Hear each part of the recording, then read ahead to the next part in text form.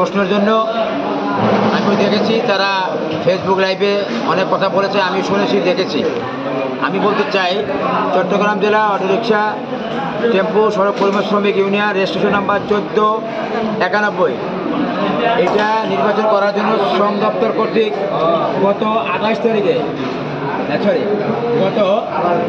একটা চিঠি ইস্যু করছিল যে আপনার নির্বাচন করার জন্য।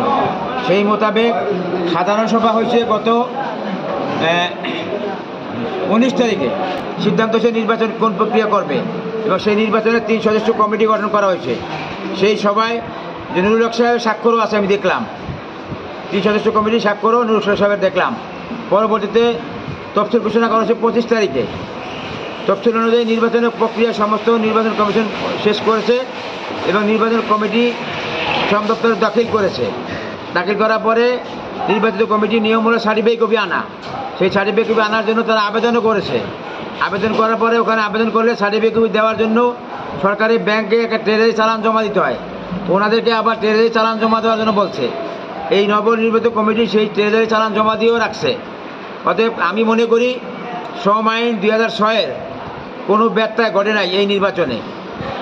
আমি মনে করি এই শ্রম আইনে যে নির্বাচন পরিচালনা করছে নির্বাচন কমিশনার, নির্বাচন পরিচালনা কমিটি সঠিকভাবে করছে, এবং আজকে হাউজে সমস্ত শ্রমিক নেতৃবৃন্দ সকলেই নির্বাচন কমিশন এবং এই নির্বাচিত নেতৃবৃন্দের প্রতি আস্থা জ্ঞাপন করেছে।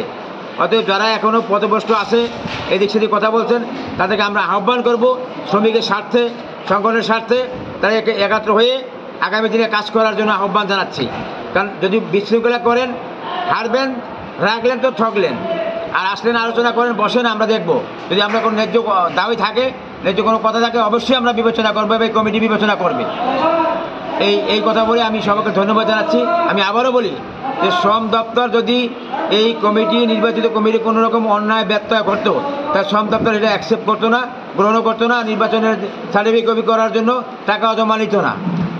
এটা পরিষ্কার আইনের কথা হলো। আর আরেকটা জিনিস হলো যে এই নির্বাচনে কোনো আইনগত বাধা ছিল না। যদি নির্বাচনে কোনো আইনগত বাধা থাকতো, কোর্টে কোনো ইনজেকশন থাকতো, মামলা থাকতো, তাহলে হয়তো।